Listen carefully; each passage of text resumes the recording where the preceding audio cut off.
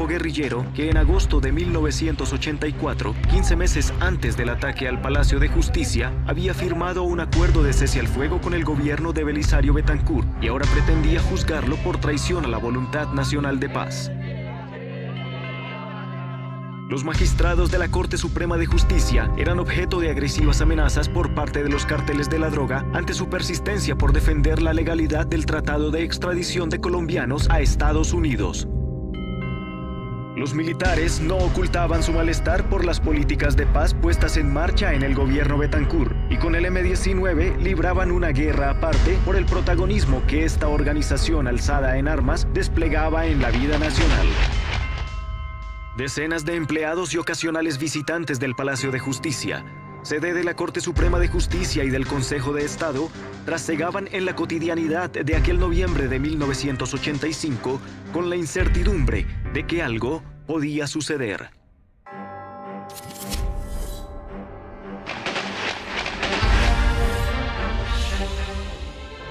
Quiero manifestarles que la situación está perfectamente controlada.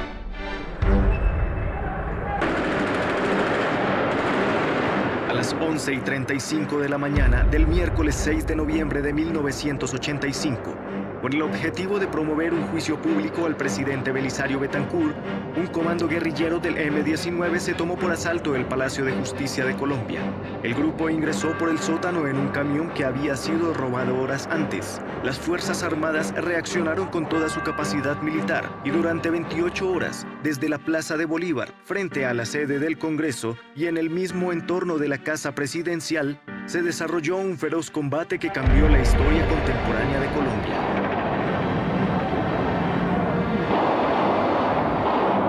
El M-19 creyó que con el Palacio de Justicia se tomaba el poder. Su periplo iba a ser del Palacio de Justicia a la Casa de Gobierno. El M-19 entró asesinando. No había ninguna necesidad que asesinaran a dos vigilantes que estaban provistos de revólveres de muy poca capacidad de defensa, al administrador del edificio que estaba desarmado. Nadie iba a creer que el gobierno de Betancur, que había sido un gobierno que había dialogado, iba a tomar una decisión militar.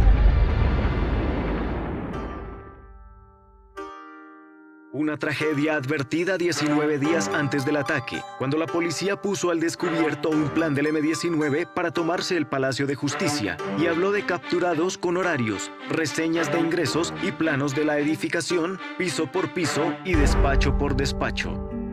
Años después, Nilson Pinilla fue magistrado de la Corte Suprema de Justicia. En 2005, junto a sus colegas José Roberto Herrera y Jorge Aníbal Gómez, creó una comisión de la verdad para indagar episodios no investigados del ataque al Palacio de Justicia. El 18 de octubre de 1985 sale en todos los medios de comunicación descubierto plan del M-19 para tomarse el Palacio de Justicia. Hay también rumores de que el M-19 piensa ejecutar una gran operación con motivo de la visita del presidente francés a Colombia, que tuvo lugar a fines del mes de octubre.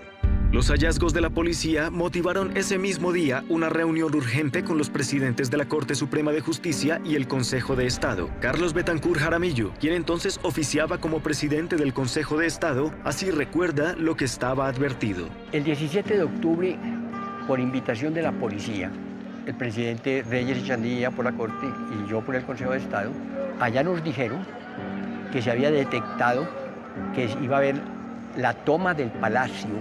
Las informaciones que tenemos es con el auspicio de los extraditables. Empezamos a hablar de medidas especiales de seguridad. Se habló de circuitos cerrados de televisión, barreras eléctricas en las entradas, vidrios de seguridad para todo el edificio. Lo único que vamos a poder contar con seguridad es con el aumento del pie de fuerza. Reyes estuvo de acuerdo conmigo. Para sorpresa nuestra, 3 o 4 días antes quitaron la vigilancia. Yesid Reyes Alvarado era un joven abogado. Su padre, el magistrado Alfonso Reyes Echandía, ejercía como presidente de la Corte Suprema de Justicia. Cuando fueron interrogados sobre ese particular, los dos oficiales del ejército encargados de la vigilancia del palacio manifestaron que la orden de retirar la vigilancia del palacio la había dado mi padre el 30 de octubre en las horas de la mañana, y resulta que ese día, a esa hora, mi padre no estaba en la ciudad de Bogotá. Una toma anunciada, pero cuando el M-19 llegó a ejecutarla, solo encontró la resistencia de dos vigilantes que fueron las primeras víctimas.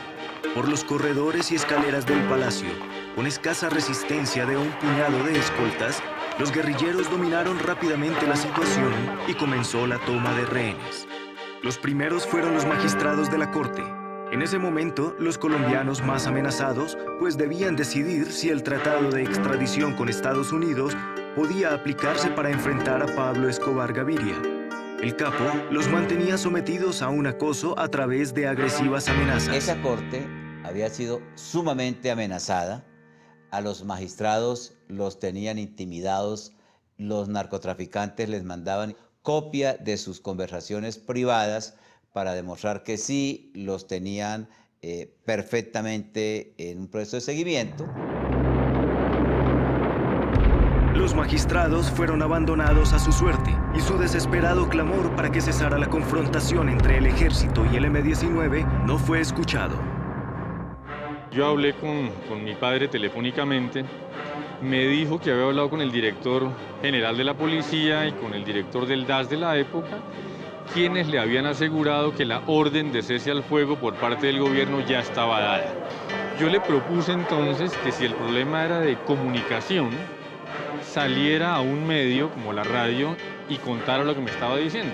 Yo me comunico con una cadena radial que llama al teléfono donde estaba mi padre y él pide el cese al fuego. Alfonso Reyes Echandía, cuéntenos, pero ¿qué hay que hacer? Pues que el presidente de la República dé finalmente la orden de que cese el fuego. Inmediatamente. Pero además resulta muy curioso que cuando mi padre se supone que sale a superar ese problema de comunicación diciendo a través de los medios de comunicación que dejen de disparar, la ministra de Comunicaciones de la época llama a las emisoras que están entrevistando a mi padre y les prohíbe seguir haciendo esa clase de entrevistas. El expresidente Belisario Betancur ha dicho siempre que el objetivo del M-19 no fue dialogar, sino tomarse el poder. En entrevista con la Comisión de la Verdad, en 2005, así explicó por qué no fue atendido el clamor de cese al fuego de Reyes Echandía. El doctor Reyes Echandía no era libre en ese momento. ¿Por qué no era libre? Porque él mismo decía que tenía una ametralladora sobre su cabeza. El doctor Reyes Echandía lo que estaba transmitiendo era lo que el M-19 le decía que transmitiera, no lo que él pensaba. En ningún momento hubo una orden de cese al fuego, hubo una aproximación de un delegado de la Cruz Roja Internacional que fue saboteada para que no se pudiera llevar a cabo. Voy a tratar de entrar con 5 socorristas para revisar quiénes son los heridos que hay, en qué condiciones están y si se deben movilizar, si se pueden movilizar. En una misión neta y absolutamente humanitaria.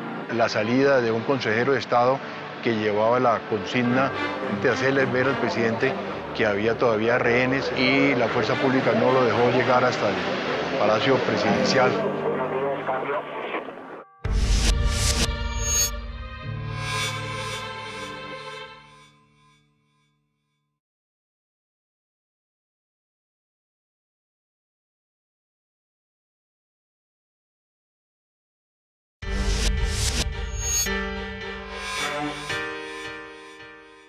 Jaime Castro oficiaba como ministro de Gobierno. Él, con los altos mandos militares y demás compañeros del gabinete, acompañaron al presidente Betancur a tomar las primeras decisiones en la Casa de Nariño. El presidente de la República nos va pidiendo la opinión a cada uno de los que estamos sentados en la mesa del Consejo de Ministros y cada uno va opinando.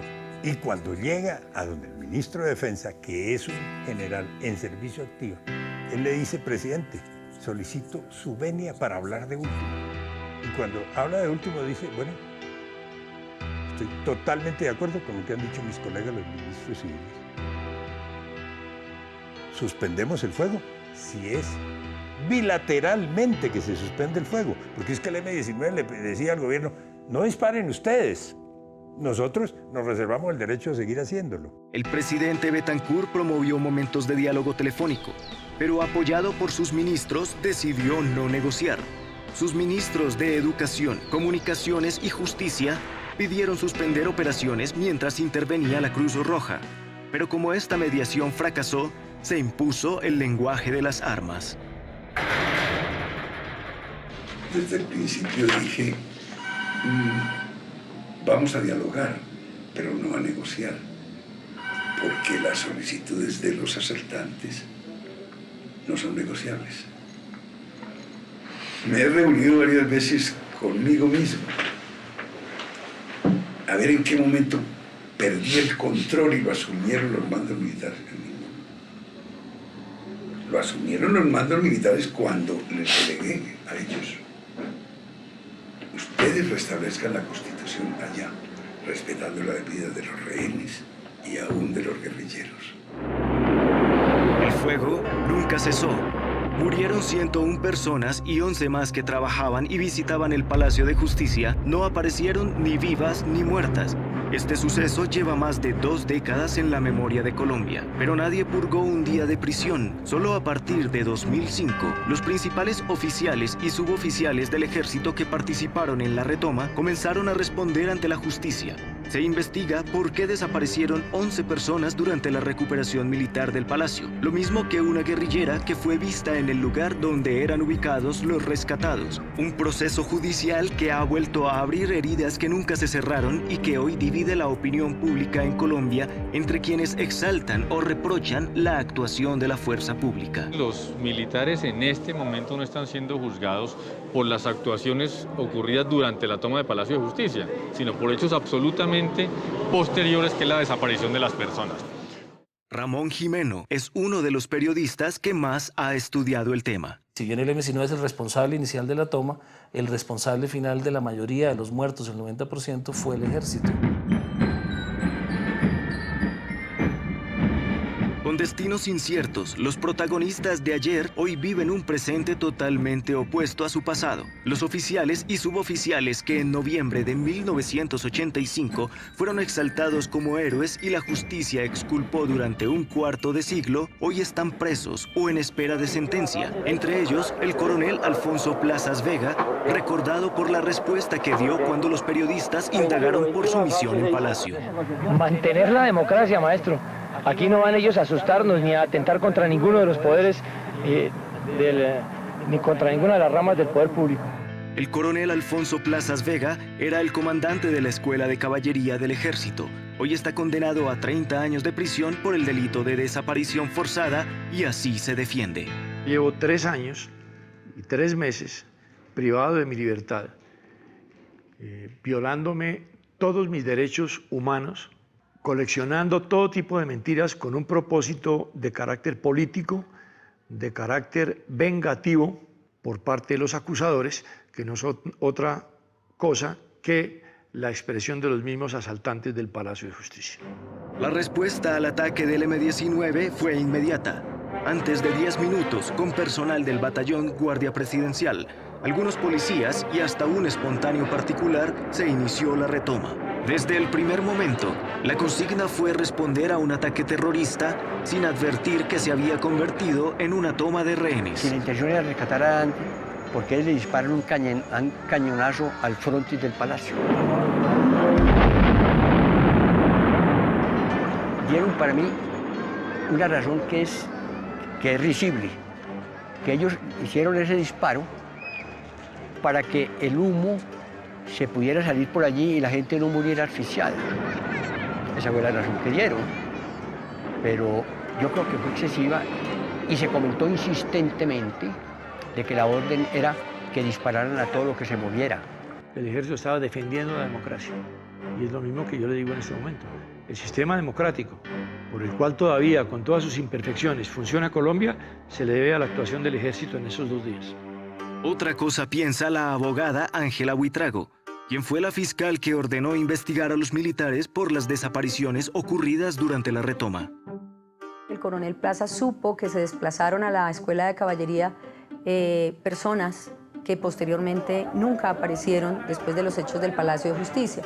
Las pruebas consistían en una serie de declaraciones y testimonios en donde acreditaban que la persona que se encontraba al mando de la operación en un momento dado fue el coronel Plazas. De igual manera, audios y videos en donde registran que el coronel Plazas estaba muy al tanto de la información de las personas que salían como rehenes liberados del Palacio de Justicia. Ninguna persona de las que dicen que está desaparecida vino a la Escuela de Caballería, porque es que ni siquiera salieron vivos del Palacio de Justicia, como está siendo comprobado.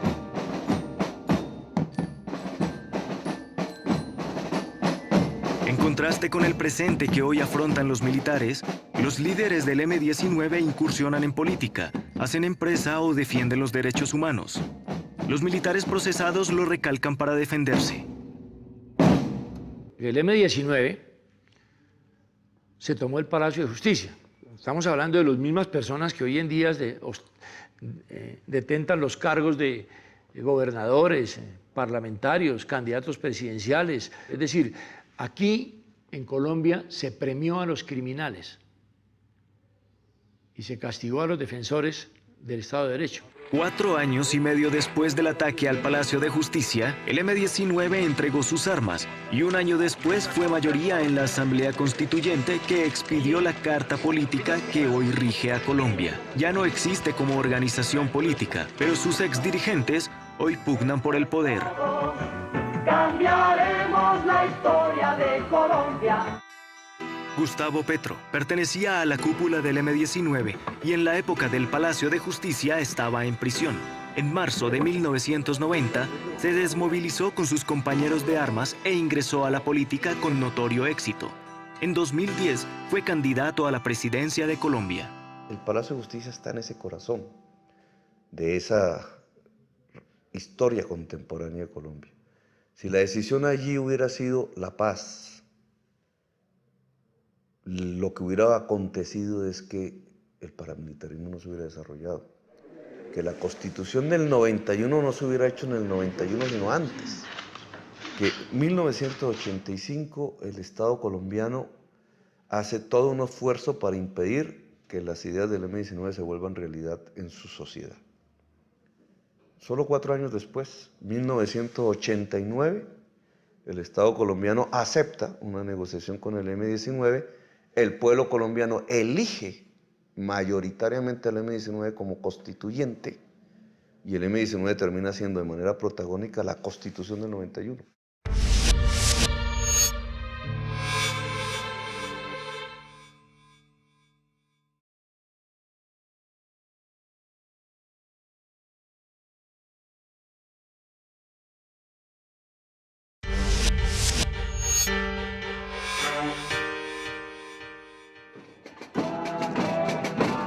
En cuanto a los familiares de las víctimas del Palacio de Justicia, desde noviembre de 1985 no cesan en su lucha por la verdad. Ya demostraron ante los tribunales administrativos que el Estado fue responsable de su desprotección y cada 6 de noviembre los parientes de 11 desaparecidos se reúnen en la Plaza de Bolívar a reclamar justicia. Siguen buscando a Lucia Amparo Oviedo, Carlos Augusto Rodríguez, Bernardo Beltrán, Luz Mari Portela, David Suspet-Celis, Gloria Anzola de la Nao, Gloria Estela Lizarazo, Héctor Jaime Beltrán, Norma Constanza Esguerra, Ana Rosa Castiblanco y Cristina del Pilar Guarín Cortés.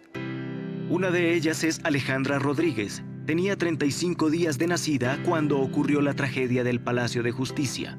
Su padre, Carlos Rodríguez, era el administrador de la cafetería y es uno de los desaparecidos.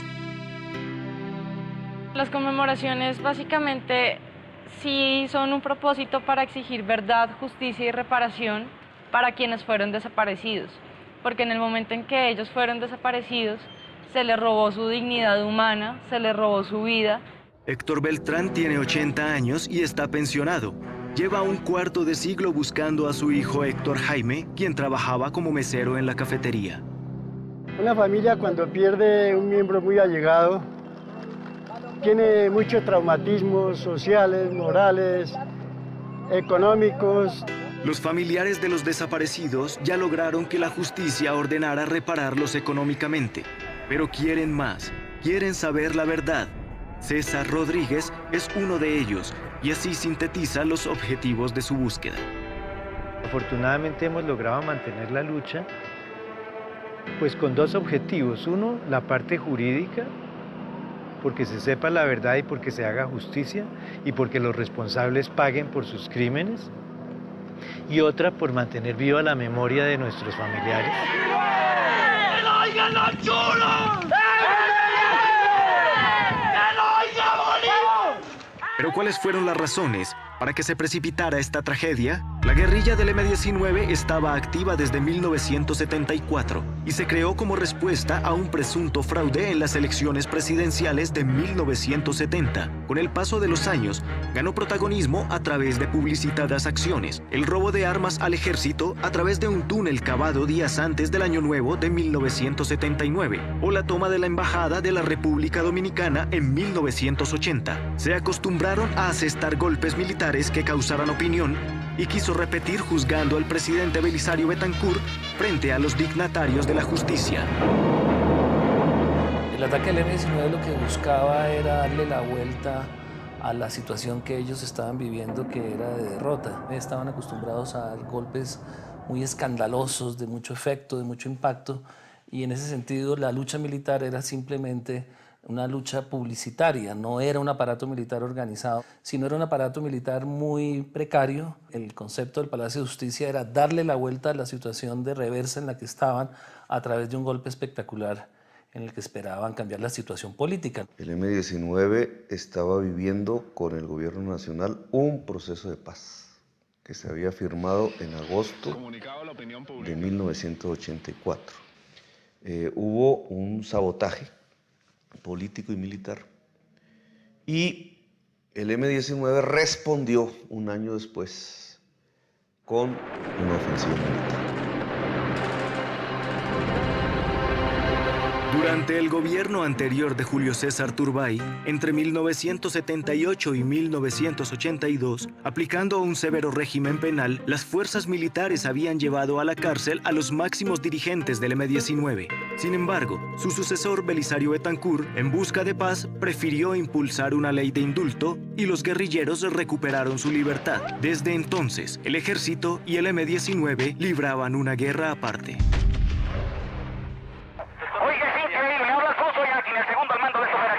El presidente de la República no le ha pasado el teléfono al presidente de la Corte y se va a morir porque el presidente de la República ni siquiera con su poder jurisdiccional. Es increíble que el M-19 no es el que se ha tomado el Palacio de Justicia, se lo tomó los tanques del ejército. Es lo increíble, el ejército gritó con sus tanques y el que está sonando los tiros, cuando entra en este piso nos morimos todos, sépalo.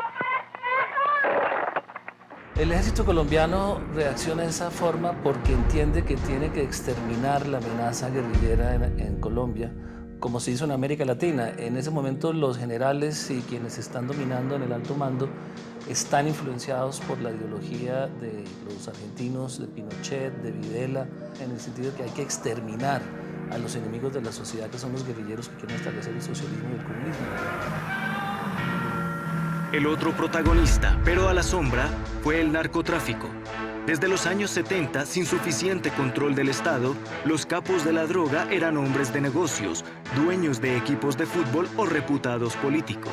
Cuando el gobierno Betancur decidió encararlos, asesinaron a su ministro de Justicia, Rodrigo Lara, en 1984. Al gobierno no le quedó otra opción que responder con el tratado de extradición a Estados Unidos. Hoy, la duda subsiste. ¿Participó el narcotráfico en el ataque al Palacio de Justicia para silenciar a la Corte Suprema? Pablo Escobar les dijo, cuando ellos le dijeron que necesitaban armas para la toma, para consolidar el Palacio de Justicia, ellos habían pensado primero en el Congreso. Y Pablo Escobar fue el que les dijo, el Congreso es insostenible, el Capitolio tiene entradas por todas partes, necesitarían 1000 hombres para tomárselo y mantenerlo. Váyanse al Palacio de Justicia y hagan el mismo operativo en el Palacio de Justicia, que es inaccesible. La hipótesis sobre la alianza entre el M-19 y el narcotráfico para el ataque al Palacio de Justicia sigue generando controversia. Uno de sus máximos jefes, Iván Marino Ospina, públicamente atacó la extradición y mantenía contactos con la mafia. Desde orillas distintas, los protagonistas de ayer esgrimen sus argumentos.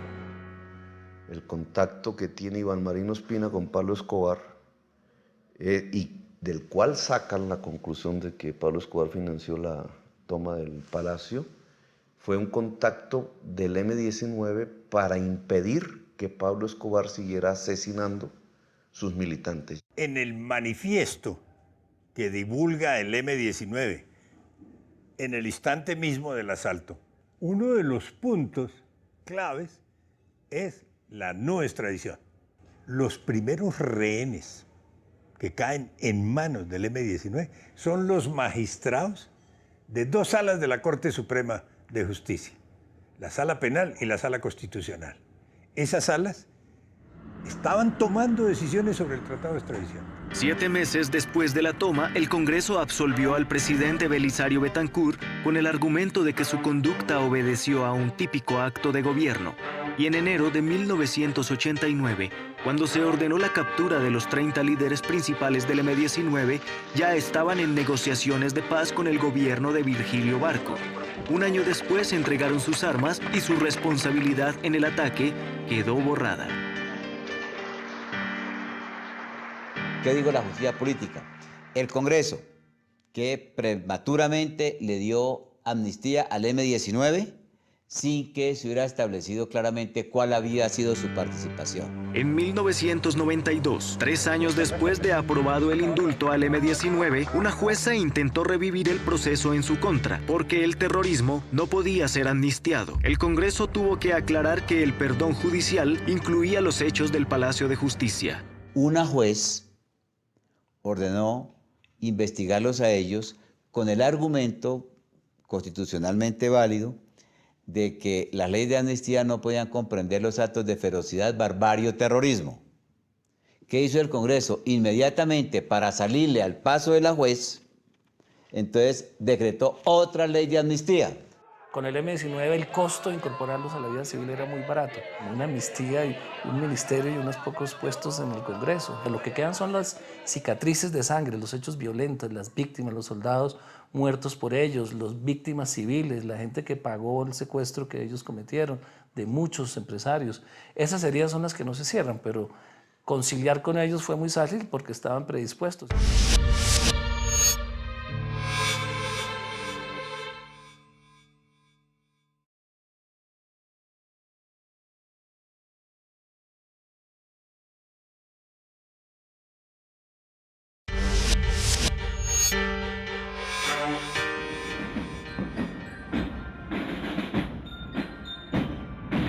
En cuanto al tercero en discordia, el ejército, la primera acción de la justicia llegó a finales de 1990 con una decisión del procurador Alfonso Gómez Méndez. Tomamos la decisión disciplinaria de destituir al entonces comandante del ejército, general Ares Cabrales, y al coronel Rubiano, porque se estableció que había habido exceso de fuerza, porque se demostró que no habían tenido en cuenta la vida de los rehenes, porque ahí ya aparecían las famosas comunicaciones internas del ejército. Cada Marta le dice que él nota que la situación se enfrió, que necesita que haya acción, que haya ruido, que si necesita más munición le coloca toda la que necesite, pero que no le puede descansar, cambio. Pero aquí se está tratando de reducir a los grupos que están en el piso segundo, tercero y cuarto, a un reducto ya final, con el objeto de causarles la baja ya en ese sector, de impedir mayores destrozos, y todavía hay personal ajeno a la situación que está todavía acá. Siga. A él dice que le preocupa esa situación de que no nos pongamos a pararnos en gasto de municiones o de destrozos que haya que estacionar, pero que quiere que haya acción.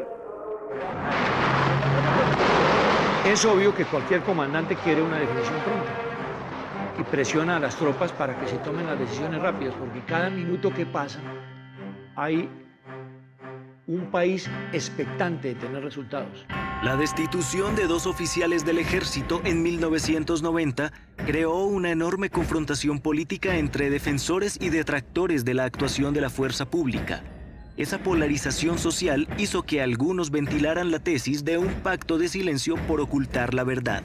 Produzco esa decisión y se me viene todo el mundo encima. Que lo que ocurrió aquí fue que la justicia política no permitió que funcionara la justicia real. y que hubo una especie de pacto de silencio y el establecimiento para que estas cosas no se investigaran. A mí me atacaron los expresidentes, los editores de los periódicos, todos los generales retirados, todos los políticos. A mí me hicieron un debate en el Senado. No hubo una sola voz en el Senado que apoyara la decisión del procurador. Eso le dice a usted todo. El pacto de silencio es una teoría del doctor Alfonso Gómez Méndez. No tiene ningún asidero, es la imaginación del doctor Alfonso Gómez Méndez. Pero yo creo que el doctor Alfonso Gómez Méndez tiene razón en que hay un pacto de silencio por parte del M-19 y los organismos de izquierda que están negando la realidad de su vinculación con los carteles de la droga y sus intereses de tomar el poder y acabar con nuestro sistema democrático. En ese momento el ejército respaldó a los destituidos. El general Arias, oficial que comandó la recuperación del palacio, demandó al Estado y el procurador Gómez renunció a su cargo. Ya gobernaba César Gaviria y para contener la arremetida terrorista del narcotráfico se validó una política de sometimiento a la justicia que permitió a Pablo Escobar entregarse a cambio de trato benévolo. La investigación por los hechos del Palacio de Justicia quedó inconclusa. Hubo una ausencia de voluntad política y de voluntad judicial en torno a la investigación y al establecimiento de justicia acerca de lo ocurrido acá. Siguieron 100 y más palacios de justicia. Esa alianza mafia, cúpula del ejército, política tradicional, que impide una negociación en el palacio y lo vuelve una masacre, siguió actuando a lo largo y ancho de Colombia. En medio de la arremetida del narcoterrorismo, el Estado se vio forzado a ocultar los rostros de sus jueces para que no los siguieran matando. Fue entonces cuando la jueza Clemencia García, en 1992, ordenó capturar a los líderes del M-19 ya convertidos en congresistas, porque no era viable indultar las acciones del terrorismo. Lo mejor era no investigar y estigmatizar al que investigara. La juez que tomó esa decisión está fuera de Colombia. Entiendo que tuvo que irse. La política acusó a la jueza de afectar la paz con el M-19 y terminó investigada. El M-19 fue blindado por otro indulto, pero un año después, en 1993, desde otro frente judicial, el magistrado del Tribunal de Cundinamarca, Benjamín Herrera, demostró la responsabilidad del Estado, la desprotección de los magistrados, el exceso de fuerza para recuperar el palacio o las pruebas judiciales que fueron borradas y dejaron evidencia de un desastroso operativo que el Estado terminó pagando. Siempre que esté en peligro la vida de un ser humano, el Estado no puede, sobre pretexto de cumplir un deber, por grande que sea ese deber, atentar contra esa vida.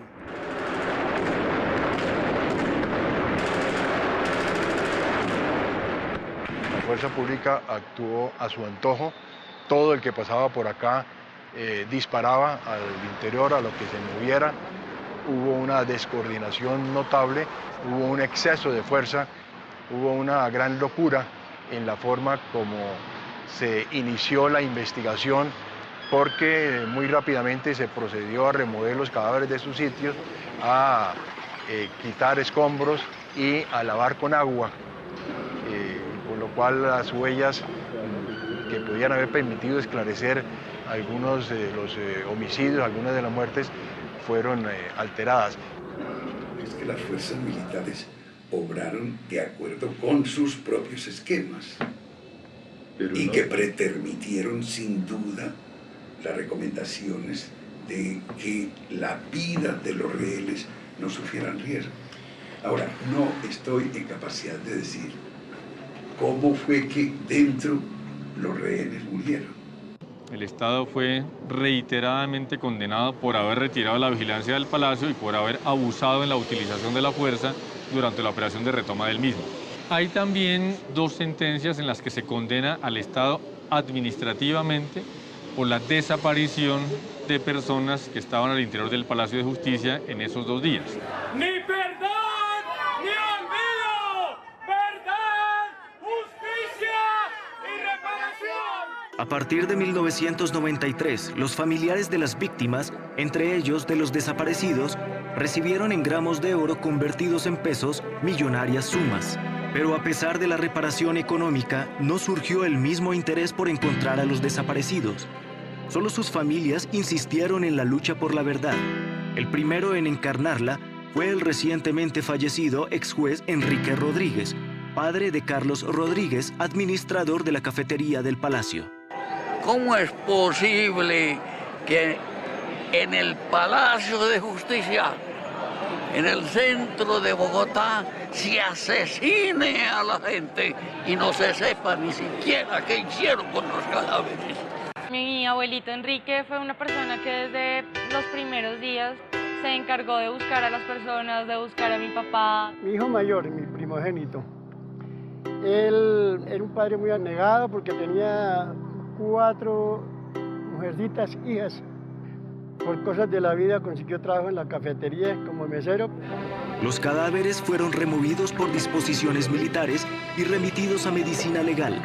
Mutilados, calcinados, sin opción de reconocimiento inmediato, quedaron a disposición de las familias. Me fui para el anfiteatro de medicina legal a ver un espectáculo como uno no se imagina. Cadáveres en bandejas, piernas, brazos quemados, lavados, calcinados.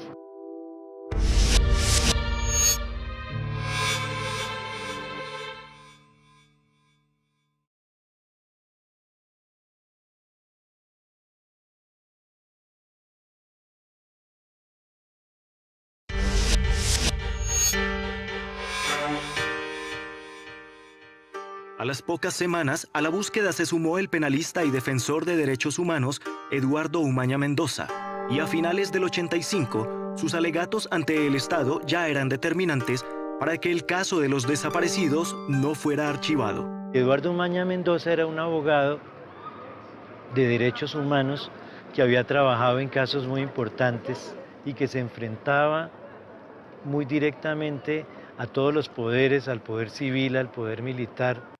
En 1997, la persistencia del abogado Umaña arrojó frutos y la Fiscalía aceptó buscar entre centenares de huesos enterrados en una fosa común alguna evidencia genética de los desaparecidos.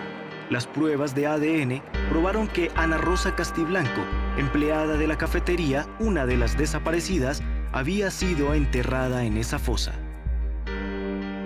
Identificamos a una de las víctimas de la cafetería, pero solo después es que el país comenzó a ver que sí se podía investigar. En el 99, 14 años después de su desaparición, la madre y el hijo de Ana Rosa Castiblanco recibieron sus restos. El promotor de este hallazgo, Eduardo Umaña, no pudo acompañarlos porque fue asesinado en abril de 1998. La justicia concluyó que lo hizo el paramilitarismo.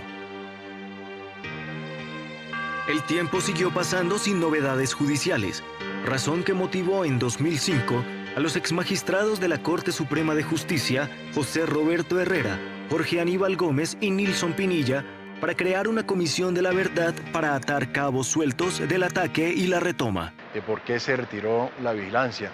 Otro es la demostración plena, por lo menos en 4 casos, de personas que salen vivas del Palacio de Justicia. Lo interesante no es la versión de Pinilla, sino el proceso judicial en la Fiscalía.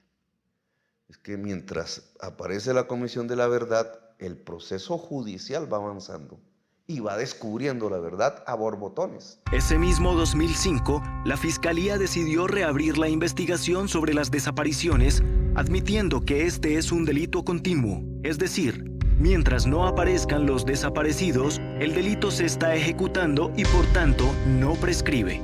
A través de la prueba documental y de la prueba testimonial se ha establecido que la mayoría de personas que desaparecieron salen el día 7 de noviembre de 1985.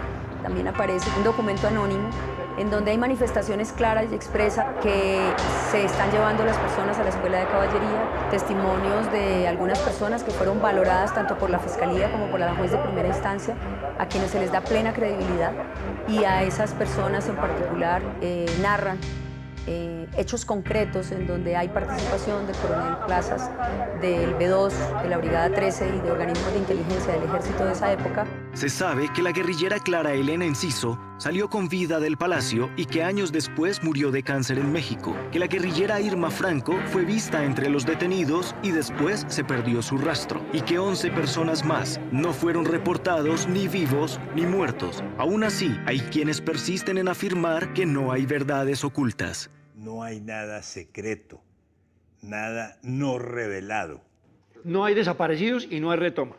Los desaparecidos no son desaparecidos. El M-19 los secuestró, los llevó al cuarto piso, donde fallecieron por acción del M-19, que es el responsable único. Distinto piensa la justicia, y hoy responden los generales Jesús Armando Arias Cabrales, entonces superior militar en Bogotá, e Iván Ramírez, comandante de inteligencia, los coroneles Alfonso Plazas, comandante de la Escuela de Caballería, ya condenado, y Edilberto Sánchez, quien estuvo a cargo del personal evacuado del palacio. Además, se indaga la responsabilidad de un mayor, 2 capitanes y 3 sargentos de inteligencia.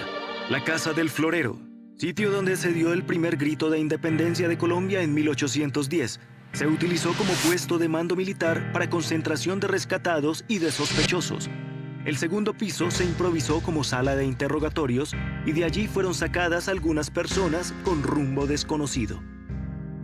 Había una selección previa desde el mismo Palacio de Justicia, en donde se entendía que había personas que habían sido denominadas como sospechosos por los mismos agentes de fuerza pública.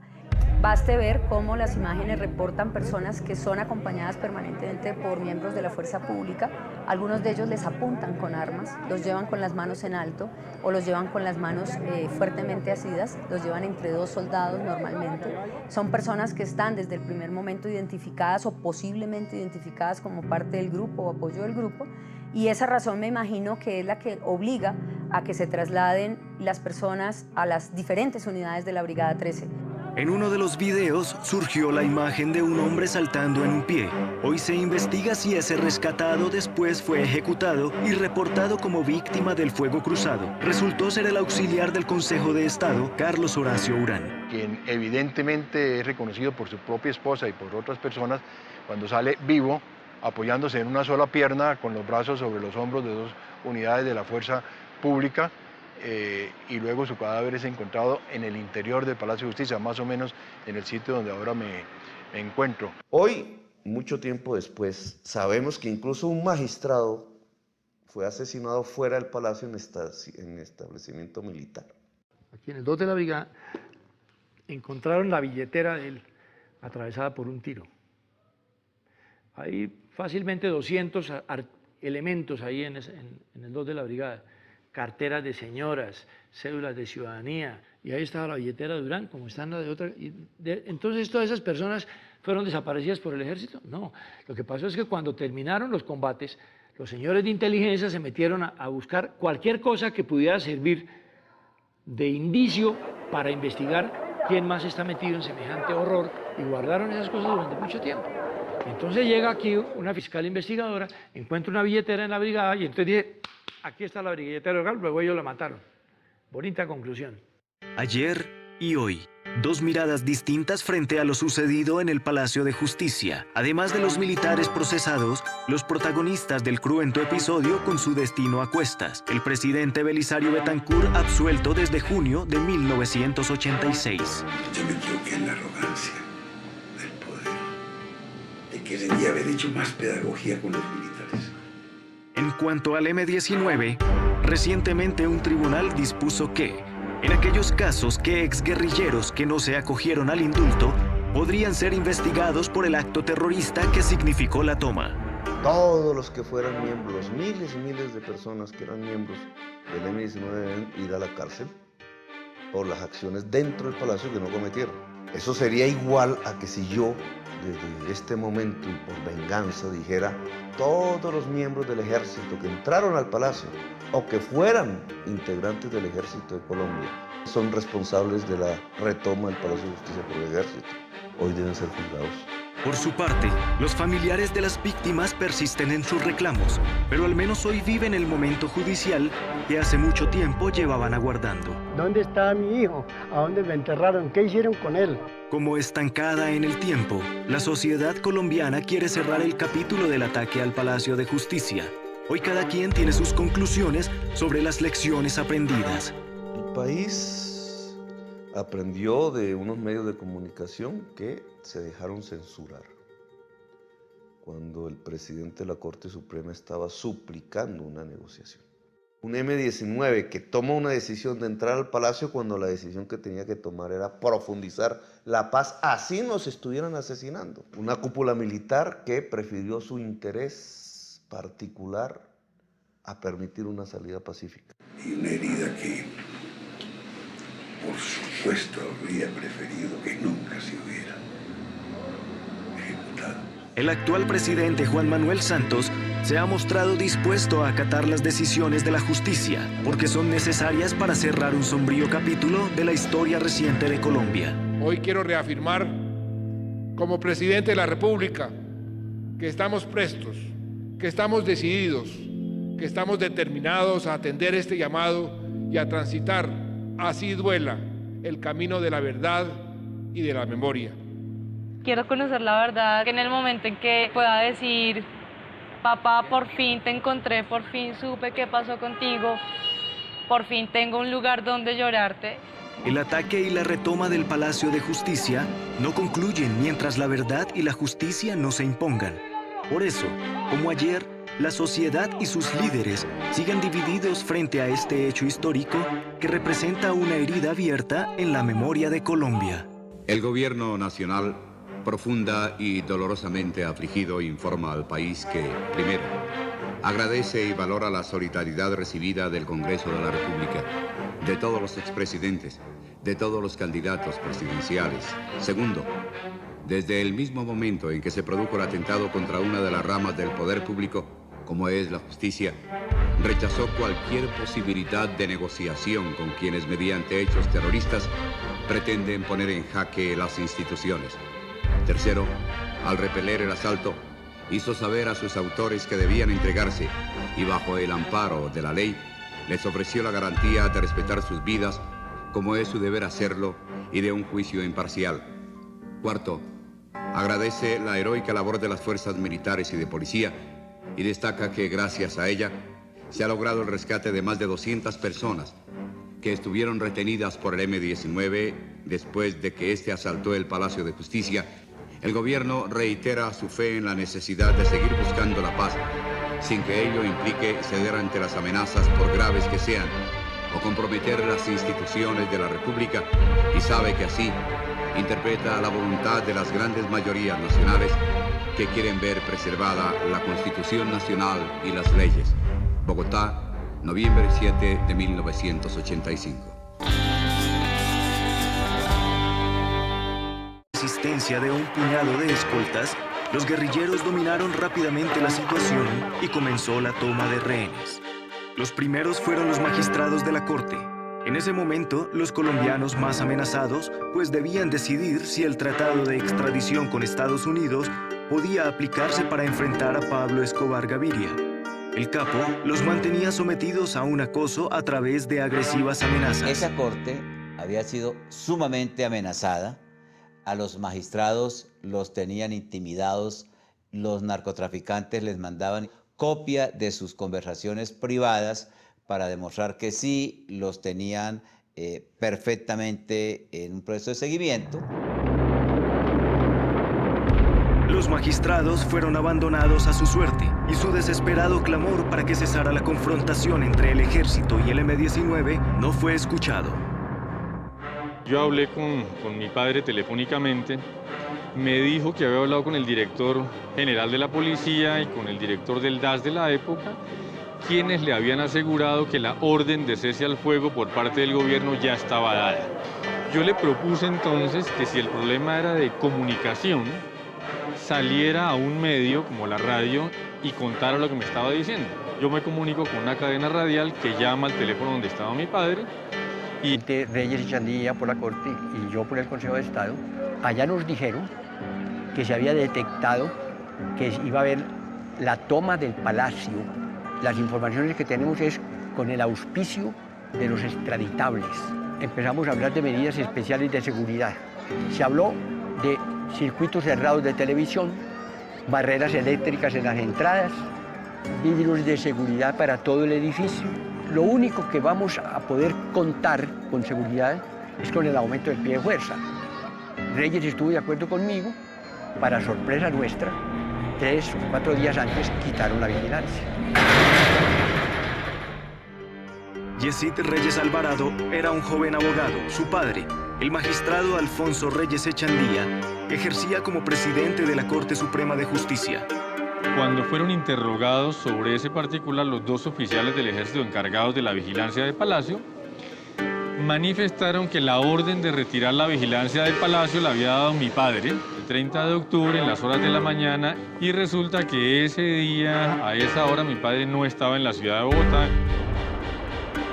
Una toma anunciada, pero cuando el M-19 llegó a ejecutarla, solo encontró la resistencia de 2 vigilantes que fueron las primeras víctimas. Por los corredores y escaleras del palacio, con escasa... Perfectamente controlada.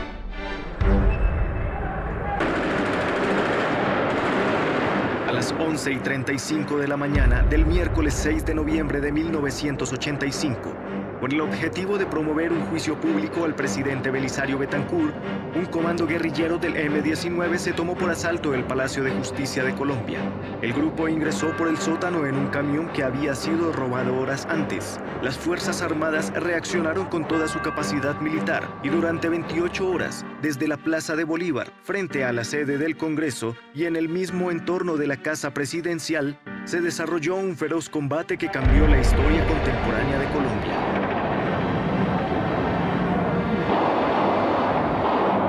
El M-19 creyó que con el Palacio de Justicia se tomaba el poder.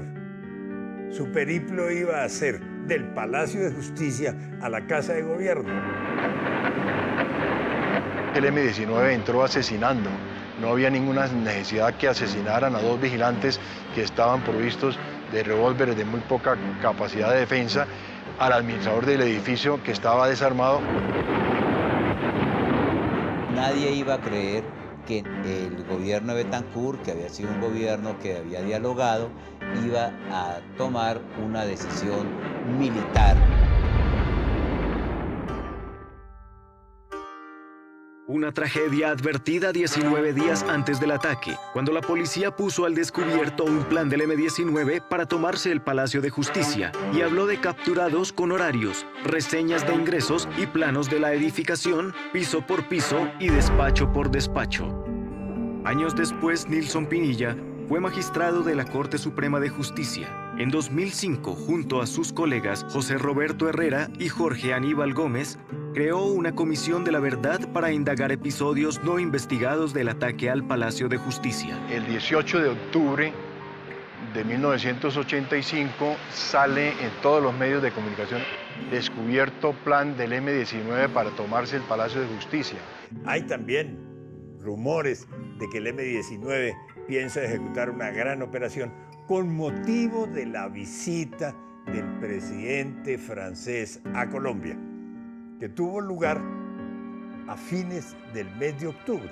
Los hallazgos de la policía motivaron ese mismo día una reunión urgente con los presidentes de la Corte Suprema de Justicia y el Consejo de Estado. Carlos Betancur Jaramillo, quien entonces oficiaba como presidente del Consejo de Estado, así recuerda lo que estaba advertido. El 17 de octubre, por invitación de la policía, el presidente...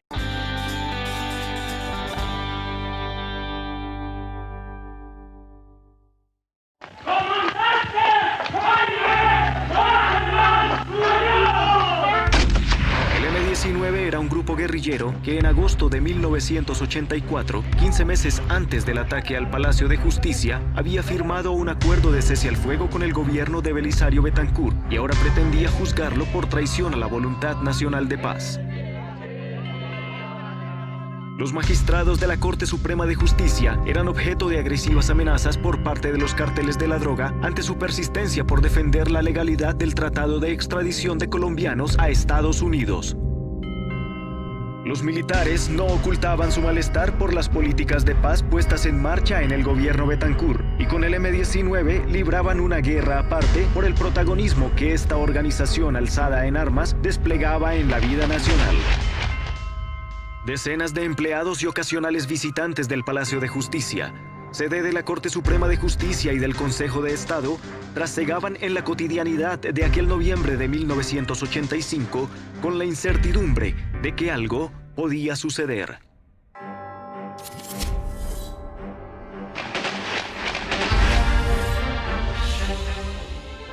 Quiero manifestarles que la situación está